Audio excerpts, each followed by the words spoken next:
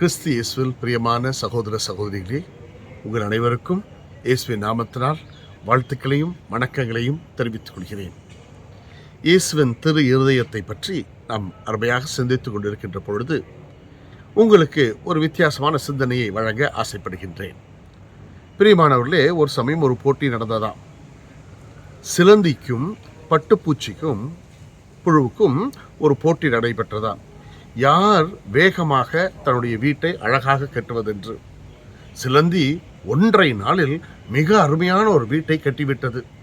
அந்த சிலந்தி வலையை அழகாக பின்னி அமைத்தது. ஒரு சுவரிலிருந்து இன்னொரு சுவர் வரைக்கும் நீட்டமாக கட்டியது. ஆனால் 1.5 நாளில் வேகமாக முடித்து வெற்றி பெருமிதத்துடன் அந்த பட்டுப்புழுவை பார்க்க வந்தது. அது அப்போதுதான் ஆரம்பித்திருந்தது. மெதுவாக செய்து கொண்டதை பார்த்த சிலந்தி அதை பார்த்து ஏளனமாக சிரித்தது. நீ என்னைக்கு தான் முடிப்பேன்னு தெரியல, நீ முடிக்கிறதுக்குள்ள அந்த உலகமே முடிஞ்சிடும் போல இருக்கே என்று சொன்னது. அப்போது அந்த பட்டுப்புழு அந்த சிலந்தியை பார்த்து சொன்னதாம், ஆமாம், நான் மெதுவாகத்தான் செய்கிறேன், ஆனால் ஆழமாக செய்கிறேன். உன்னுடைய சிலந்தி வலை மிக வேகமாக செய்து விட்டாய், ஆனால் ஒரே நாளில் அதை தூக்கி எறிந்து விடுவார்கள், அதை தூசு என்பார்கள். ஆனால் என்னுடைய வீட்டையோ பத்திரப்படுத்துவார்கள், பட்டு துணியாக்குவார்கள்.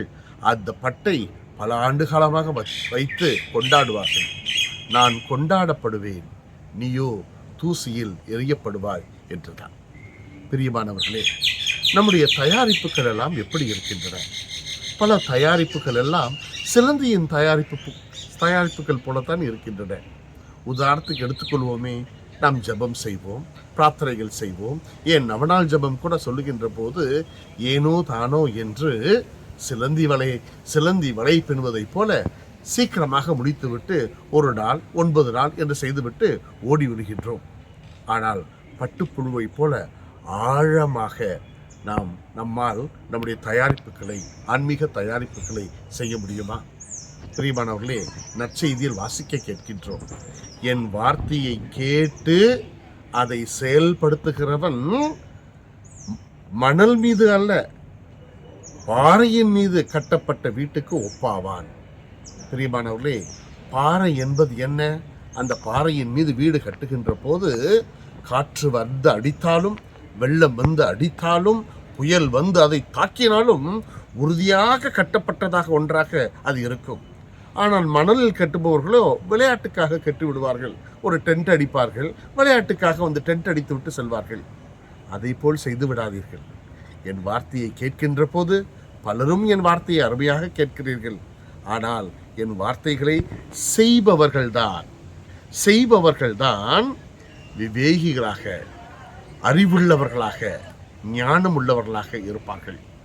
திருதயத்தின் அன்பு பக்தர்களே, இருதயத்தின் அன்பு சீடர்களே, வெறும் பக்தர்களாக நாம் இருந்துவிட்டு போனோம் என்றால் சிலந்தி வலைக்கு ஒப்பாவோம். ஆனால் அவருடைய வார்த்தையை கேட்டு அதன்படி நடப்பவர்கள் அன்னை மரியாள் போல் உயரலாம், இயேசுவின் சீடர்களாக மாறலாம், புனிதர்களின் வரிசையில் வலம் வரலாம். அப்படிப்பட்ட இதயங்களாக, அப்படிப்பட்ட நல் உள்ளங்களாக, அப்படிப்பட்ட மனிதர்களாக, அப்படிப்பட்ட சீடர்களாக, இதய அரசரின் அன்பு சீடர்களாக வளர வாழ்த்துகிறேன், வேண்டுகிறேன், வணங்குகின்றேன். நன்றி.